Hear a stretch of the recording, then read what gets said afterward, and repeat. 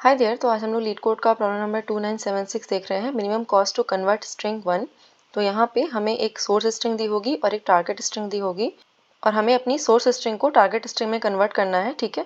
और इसके लिए हमारे पास एक ओरिजिनल एरे दी हुई है और एक चेंज एरे दी हुई है। तो ओरिजिनल स्ट्रिंग में हमारे पास जो कैरेक्टर है वो हम चेंज स्ट्रिंग में कन्वर्ट कर सकते हैं और जो कॉस्ट है हमें वो इस कॉस्ट वाली एरे में दी हुई है, ठीक है। तो हमें अपनी ओरिजिनल और टारगेट स्ट्रिंग की हेल्प से विद गिवन कॉस्ट अपनी सोर्स स्ट्रिंग को टारगेट स्ट्रिंग में चेंज करना है और हमें ये देखना है कि हम इस काम को कितना मिनिमम कॉस्ट में कर सकते हैं, ठीक है। तो अभी देखते हैं कि हम इस प्रॉब्लम को कैसे सॉल्व कर सकते हैं।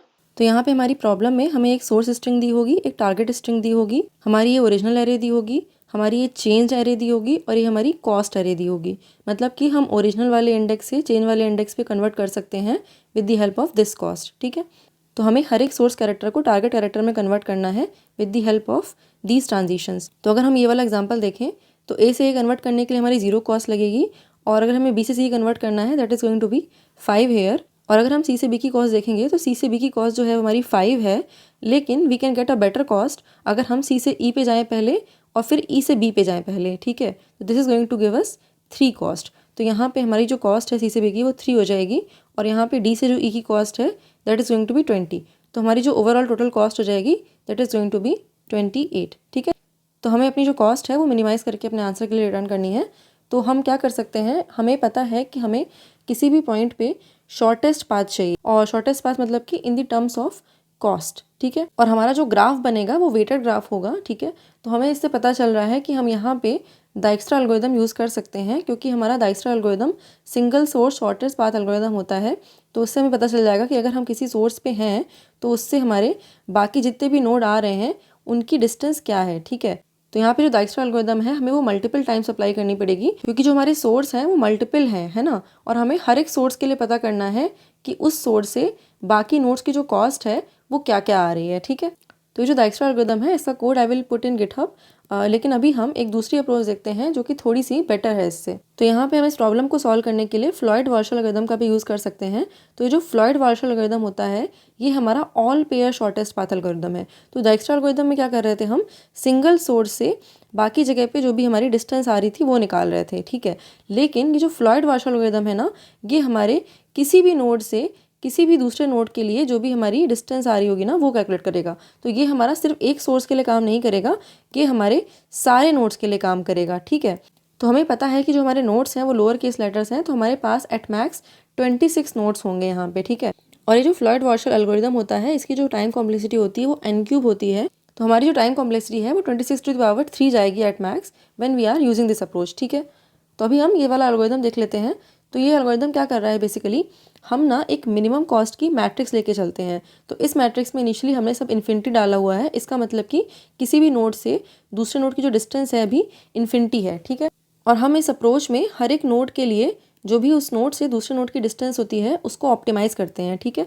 तो अगर हमारे पास 2 नोड्स हैं तो उनकी डिस्टेंस को ऑप्टिमाइज़ करने के लिए हम क्या करेंगे, पहले हम फर्स्ट नोड से देखेंगे कि उसकी डिस्टेंस ऑप्टिमाइज़ हो रही है क्या, फिर देखेंगे सेकंड नोड से, फिर देखेंगे nth नोड से।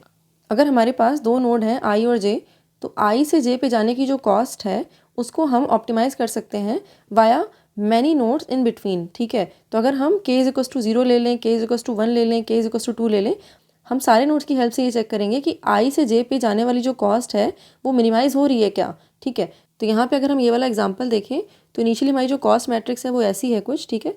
और अगर हम वाया a नोड ट्राई करें, ठीक है, वाया फर्स्ट नोड ट्राई करें, तो हम पहले a से a के बीच की डिस्टेंस देखेंगे वाया a नोड, फिर a से b की बीच की डिस्टेंस देखेंगे वाया a नोड, फिर a से c के बीच की डिस्टेंस देखेंगे वाया a नोड, ठीक है। तो पहले हम a से a नोड जाने की कोशिश करेंगे वाया a नोड, ठीक है।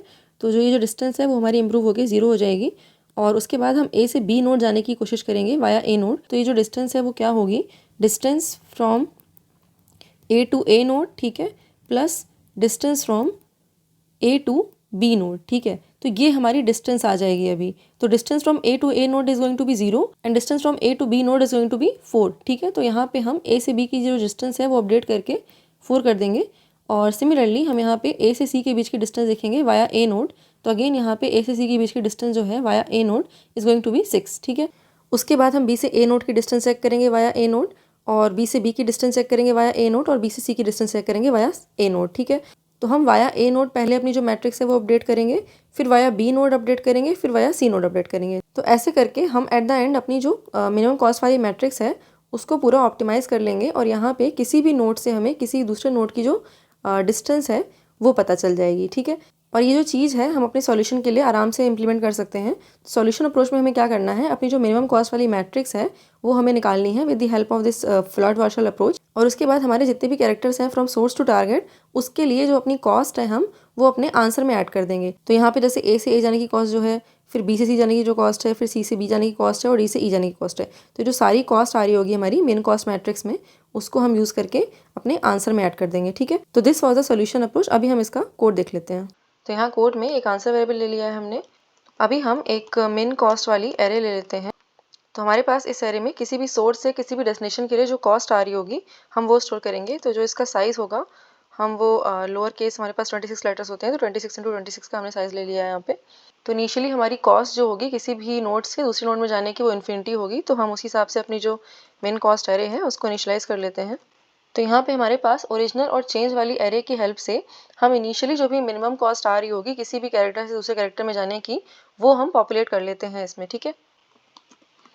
तो यहाँ पे हम अपनी ओरिजिनल वाली एरे को पूरा ट्रेवर्स करेंगे। यहाँ पे जो सोर्स होगा that is going to be original i minus a, क्योंकि हम यहाँ पे सिर्फ इंटीजर वैल्यू सेव कर रहे हैं 0 से लेकर के 25 तक की।